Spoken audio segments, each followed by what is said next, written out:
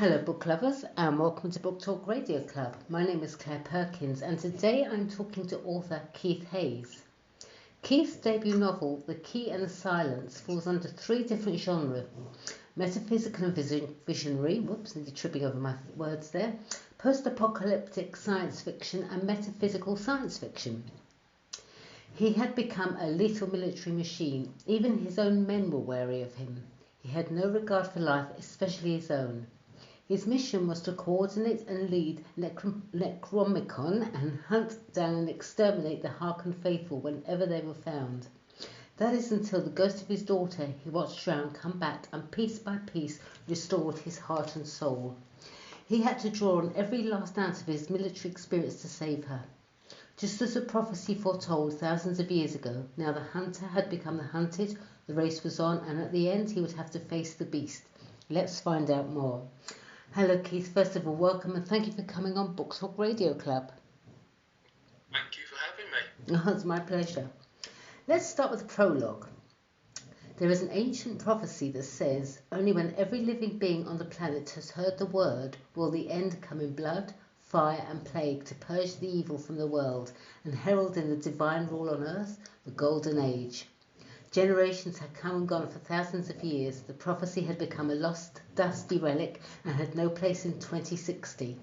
This was the world of logic and reason. Technology had no use for such archaic fantasy until now. Whoa, good start. I'm already excited to know more. So what is this word with a capital W? The word basically is what the Christian faith calls the Bible specifically with regards to the Christ and the second coming. So in my story, the word is the well-thumbed, leather-bound book that is a sort of refrain that runs through the story and keeps getting mentioned, and it foretells the ultimate battle for all existence, a sort of Armageddon, if you will, and it's crucial to the story. So what are the Necromicon and why are they hunting down and exterminating the Haaken faithful? I'll answer that the other way round. To explain, the Haaken represent a faith and a belief in God or a God. Haaken is a Scandinavian boy's name and it means of the highest race, exalted son, chosen. And in the story, the Haaken represent the chosen followers of God. Right. They are the 13th tribe, but I won't go into that now. Right. But in the time this is set, people of all faiths have had to band together to share intelligence, resources in order to survive. Either that will be wiped out, because the Haaken represent a unification of all faiths, and they are being hunted because it's been declared that faith, religion, etc. has been outlawed because that's a problem in the world. Right. So who are the Necromicon then? Yeah, Necromicon, the name for that, all the names throughout my book, all the names, the places, the organisations, they all have they represent something. They're drawn from actual text and things. Some of them are outlined in the back of the book. Right. Necromicon is a textbook of dark magic, or a grimoire, as some people would call it. Yeah, I've heard of a grimoire, definitely. Yeah, the grimoire's sort of popular. Well, it's not popular. It's a name that would be used in cult circles. Excuse me. The name Necromicon derives from ancient Greek, necros, which means corpse, nomos, meaning the law, and icon, that's E-I-K-O-N, meaning image. So the word Necromicon translates as the law of the dead. You've done a lot of research, haven't you? I've done over. I'll tell you quickly. I don't know how long we've got, but since I was an infant, I've been interested in religions and things like that, and I've studied them for well over 50 years, and going back to ancient languages that people don't use anymore. You know, going back to Sumerians, Babylonians, things like that. So I do, yes, yes, I have studied quite a lot of these things and how they apply in certain cult practices. Right, right.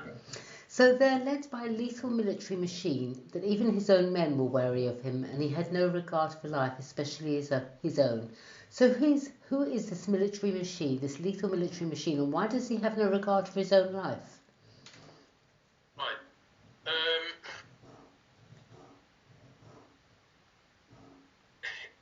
His name is Haaken, and he has no regard for his own life. It's not that he's depressed. He's become disillusioned with everything. He is from a military background. He is a master tactician. He's a sort of Napoleon of his day, if you like. Mm-hmm. And he's hard, he's tough, his men are very wary of him even. And he's become not exactly soulless, it's difficult to describe, but since he saw his daughter drown, it was the start of him just not caring anymore. It's like she took the piece of his heart. Yes. And he became indifferent to everything. Right. His emotional attachment to anything was just, that's the word I'm looking for, had become numb. Not that he's depressed or anything like that, he's just become numb. Yeah, I can understand. So that's pretty much why he's the way he is. So the ghost of his daughter he watched drown comes back piece by piece and restores his heart and soul. Sorry, she comes back and piece by piece restores his heart and soul. How does that happen? I don't really want to give too much away because from the people that have read it and the reviews that I've had, which aren't very many to be honest, but I do realise that probably with the amount of books that have been written throughout history, there's not much left that's original, if anything, and that twists and turns will have all been done in certain ways before. I like to think that there are some twists and turns within the twists and turns in this story. It becomes quite, people have been quite gobsmacked as they get towards the end. All right, well let's skip over that question because I don't want you to give away anything. Well, I can quickly tell you that basically what it is when he's on a mission, a hunting mission to hunt some Haaken. They've had some intelligence. They found out there's an old ruined church where these people are meeting. What he doesn't know is these aren't just ordinary Haaken. They're high-level Haaken. They're not there for a meeting as such. They're there for a tactical reason. And he's leading this hunting party to kill them all, basically. They're rumbled as they approach the place. Everybody scatters, everybody runs, and the teams are split up and they go chasing off with his gunfire. And he basically goes into the ruin on his own, which he shouldn't do, but he's a rebel, so he does. He's leading it. And he comes across, there's a woman and a young child, a small girl. They're hiding under this altar, but the little girl runs off, toddles off, and falls on her face. He's levelled his gun. The woman comes out gingerly, trying and begging for don't shoot, and that sort of thing. And she picks the girl up and instantly turns her back towards Haaken with the little girl there. And she pokes her head over her mother's shoulder and looks at him, and it's the spitting image of his daughter. And he's caught at that moment in time. He can't shoot and he doesn't know what to do. Beautiful description. Sorry? Beautiful description. Yeah, so that's a turning point of the whole story. The hunter becomes a hunted, the race is on, and at the end he has to face the beast. What or who is the beast? Right. Again, it's a bit difficult to explain without giving too much away, but the beast, in simple terms, is the demonic manifestation of all evil. Right. If you think of all the evil that there was in the universe, this is it manifested in one person. So he's there early in the story. He is in human form, and he has possessed somebody, and he is aware that the prophecy that foretells the end of all things is unfolding He has a plan to ensure that he takes control of all existence, because the key is what it's all about, really. And he that's what he's after. Nobody knows where it is. Nobody knows what it is. Nobody knows how to find it. They've got some clues from old cave paintings and tribes and things, but that's what they're trying to stitch together. It's a race to find the key. As I said, your book falls under 3 different genres: metaphysical and visionary, post-apocalyptic science fiction, and metaphysical science fiction. Tell me, why these 3? Right, well, the answer to that's an excellent question, but the answer is quite a simple one. I had no idea when I was writing it that was the case. I wasn't trying to fit into those categories. So the story can be read as a work of fiction and enjoyed as such without looking for any hidden meanings or anything like that. Right. But having said that, the story is gleaned from my personal history in the church, global conspiracy theories, sacred symbologies, occult research, and many other things that I've researched and studied for a lot of years. So I can't really claim to have set about writing under these categories. It simply came out of my imagination and spilled onto the page. Right. Good answer. Good answer. So why the title, The Key in the Silence? Excuse me. Right. The key is something that has to be found. It's what unlocks the prophecy. Right. The prophecy is known. The wording of the prophecy is known. It's there in the book. I'm not going to repeat it now because it gives a bit away. So, but the actual prophecy, the wording of it and everything is there in the book, and it comes a few times. So the prophecy actually gives a clue to where the key is. Right. And the key is the one thing that the beast doesn't have. So he's aware of the prophecy, which is written in an ancient language of creation, which nobody understands, except for the beast. So the quote that's in the book is conveyed into Kagan's spirit at the time of the ultimate battle. But it's difficult to describe. That the key, basically, the key is the thing that unlocks all of it. Heralds in the Armageddon. It brings the forces of darkness and the forces of good to face each other in a final battle, and which they can't do until that prophecy is pretty much. It's like the key that unlocks a door into your house. It breaks down the barrier between the two forces of good and evil, so that they can battle it out. What about the silence? Right. I will say this because I don't think this gives too much away, but in the middle of an argument, a battle, a war, you could relate this personally. If you can still the anger and silence all the voices that are shouting, they're like bullies in a school playground, like the kids are having a fight, and all the kids are shouting, go on, and you get caught up in that. So that fight doesn't become what you would do had all those voices been silenced. You might have approached it differently. So basically, during the battle, the voices in the hero, it becomes heroes. There are several of them that end up fighting this thing. The chaos of everything has to be silenced before they can actually see clearly what it is they have to do and and that comes from the prophecy. Let's talk about you now, the author Keith Hayes. You grew up in Portsmouth and joined the Royal Navy at 16 years old as an ordnance electrical mechanic. What is an ordnance electrical mechanic? What does that involve? That's going to be a really short and simple answer, because an ordnance electrical mechanic is basically a person who works on the electrical systems for ordnance. What ordnance is is, you know, the big guns that you see on battleships and things like that. Well, there's a whole set of electrical systems that operate all of that. And that's what I used to do. I used to work on electrical systems that operate the big guns.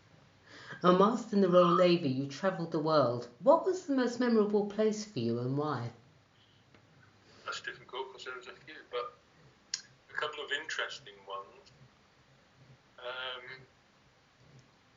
Probably South Africa. I was there during apartheid, and I was attached to the NPs, which is the naval police at the time. And it was part of our job to travel. We used to get in a jeep, you know, you had the white gaiters on, the white belt, and the caps, and the whistles, and the truncheons and things. And we had to travel from Cape Town to Simonstown. I can't remember how far it was now, 20-something miles. And there was a series of train stations between. Now, the reason for that was when all the Matlows got leave, they all piled onto the trains and went, because we were in Simonstown, and they all went off into Cape Town, which is the big city, to have a night out, you know, drinking and dancing, whatever they do. And it was our job to make sure we had to go into Cape Town and follow the last train back. Right. Because had any of the guys been straggling and missed that train, they would have been dead by the morning. So we used to have to go and scoop them up and make sure they all got home. So that was interesting. Yeah. Yeah, that was probably the most memorable for that reason. You say in your bio that you always had a fascination with the spiritual and spent 18 years as part of the ministerial team in an evangelical church. Surely that's religion rather than spiritual. Well, what is an evangelical church? Well, an evangelical church is basically what you would call a fundamental Bible-bashing church. I'm sorry, maybe I shouldn't use Bible-bashing in this day and age, but they basically stand on the Bible as literal. Right. So, for quite a number of years, I can't remember how long now, 15, 16, maybe more years. I started life as a choir boy when I was way back. I've always been interested in these sort of things. But I had quite a number of years in an evangelical church involved in the ministry. Right. Now, you're quite right in saying that religion and spirituality are two different things. Yes. And as time went by, I did realise certain things didn't sit right with me. So I left the church because I came to realise it was basically another cult. Yes. And it preached snippets of Bible in whichever version that suited their purpose, which is often control. So I found spirituality and faith to be, I'm not knocking people who go to church or read the Bible. If it helps them out, then great. But what I am against, if you like, is the way that it is manipulated and fed to people in order to shape them. Yes. If that makes any sense. Yes, it does. You research conspiracies, global politics, history, cults and sacred symbology, amongst many other things. Yeah. And I find sacred symbology fascinating. Which particular civilization's sacred symbology holds most interest for you? Right. I could go on all night about this, but I'm not sure how much time we've got, so I'll try and keep it brief. Okay. The most important culture, as far as I'm concerned, is Sumerian. Right. Because it's the most interesting, because the Sumerians were the first known civilization, and a lot of the symbolism, the rituals that developed in other, certainly in Middle Eastern religions, came from there. Right. You know, but it's like the Sumerians started a trailblaze across the world, if you like. Got But you. they had symbols which are used now by certain cults, like the cross for the Messiah, the pentagram, which people get that the wrong way around, by the way. The pentagram isn't the most powerful. The hexagram. But anyway, that's a different thing. So, but in Sumerian culture, they also had Lilith, Right. or the creature of the night, which some people would have you believe was Adam's first wife. Yeah. So the Sumerians are very interesting. You get human sacrifice, where it comes from. They filter into other religions. The Jews, with their sacrifices, their blood sacrifices, and Passover feasts, etc. If you look at Sumerian tablets and Sumerian cultures, that's probably the founding father of it all. Interesting. So you're hoping to retire sooner rather than later. Will there be more books on the horizon then? I hope so.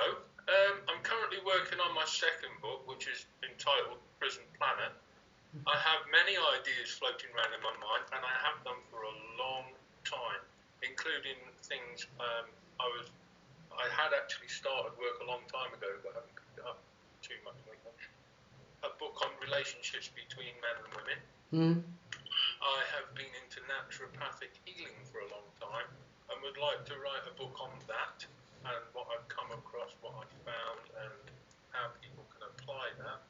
And the power of the mind in healing, physically and emotionally. I'm very much aware, again, just in a nutshell, you could call healing with the mind and the emotions, but it's the placebo effect, which we know works. How does it work? It's fascinated me for a very, very long time.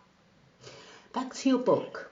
Was there a particular book or author that inspired you to write The Key in the Silence?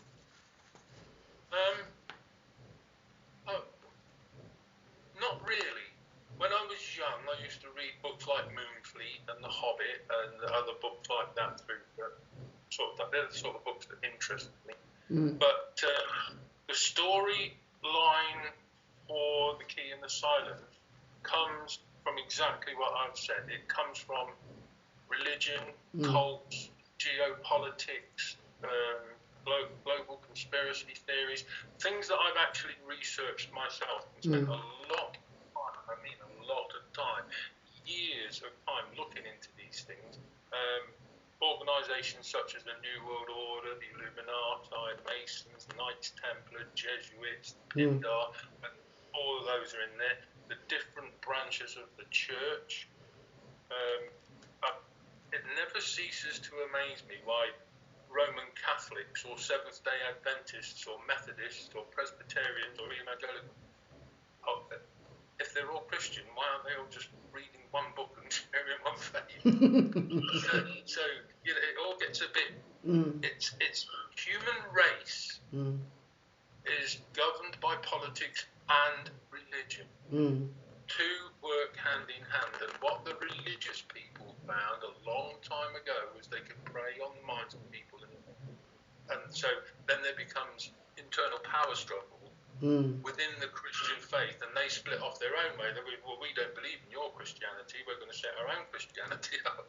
and there's so many splinter organisations of it. It becomes quite, to me, I find it quite interesting and sometimes quite funny.